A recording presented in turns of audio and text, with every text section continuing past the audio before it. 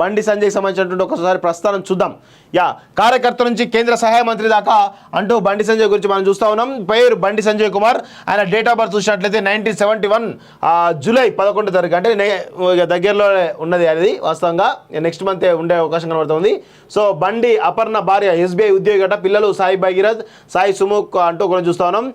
కరీంనగర్ నుంచి ఢిల్లీ దాకా ఎదిగిన నేతగా బండి సంజయ్ ప్రత్యేక గుర్తింపు దక్కించుకున్నారు. సామాన్య కార్యకర్తగా బీజేపీలో పనిచేసిన ఆయన ఇంతింతై అన్నట్టుగా రాష్ట్ర జాతీయ స్థాయిలో ఎదిగారు. కరీంనగర్ మున్సిపాలిటీగా ఉన్నప్పుడు కౌన్సిలర్గా, కార్పొరేషన్ ఏర్పడ్డాక కార్పొరేట్గా ఎన్నికయ్యారు. బండి సంజయ్ స్వస్థలం కరీంనగర్. స్థానిక శిశు మందిర్లో విద్యాభ్యాసం చేశారు. విద్యార్థి దశ నుంచే రాష్ట్రీయ స్వయం సేవక్ సంఘంలో స్వయం సేవకుడిగా పనిచేస్తూ ఏబీవీపీ పట్న కన్వీనర్గా, ఉపాధ్యక్షుడిగా, రాష్ట్ర కార్యవర్గ సభ్యుడిగా కొనసాగారు. తర్వాత భారతీయ జనతా పార్టీ యువమోర్చా పట్న ప్రధాన కార్యదర్శిగా, పట్టణ అధ్యక్షుడిగా, రాష్ట్ర కార్యవర్గ సభ్యుడిగా, రాష్ట్ర ఉపాధ్యక్షుడిగా, జాతీయ కార్యవర్గ సభ్యుడిగా, జాతీయ కార్యదర్శిగా సేవలందిస్తూ కేరళ, తమిళనాడు ఇన్ఛార్జిగా వ్యవహరించారు.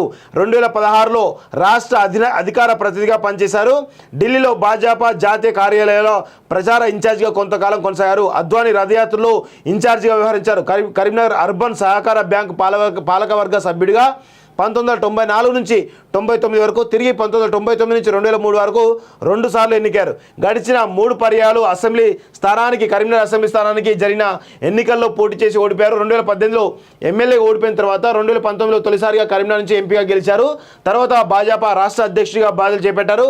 పార్టీకి తెలంగాణ వ్యాప్తంగా ఊపు తీసుకొచ్చారు. 2020 మార్చి 11 నుంచి 2023 జూలై 3 వరకు తేదీ వరకు రాష్ట్ర అధ్యక్షుడు హోదాలో పార్టీకి సేవలు అందించారు. ప్రస్తుతం భాజపాలో జాతీయ ప్రధాన కార్యదర్శిగా పనిచేస్తూ ఇటీవల జరిగిన లోక్సభ ఎన్నికల్లో 2 సార్లు ఎంపీగా గెలిచారు. కేంద్ర సహాయ మంత్రి పదవిని దక్కించుకున్నారు. చూడండి, ఎంత పట్టణ కార్యదర్శి నుంచి ఈరోజు ఎంత దూరం ఎదిగిండు.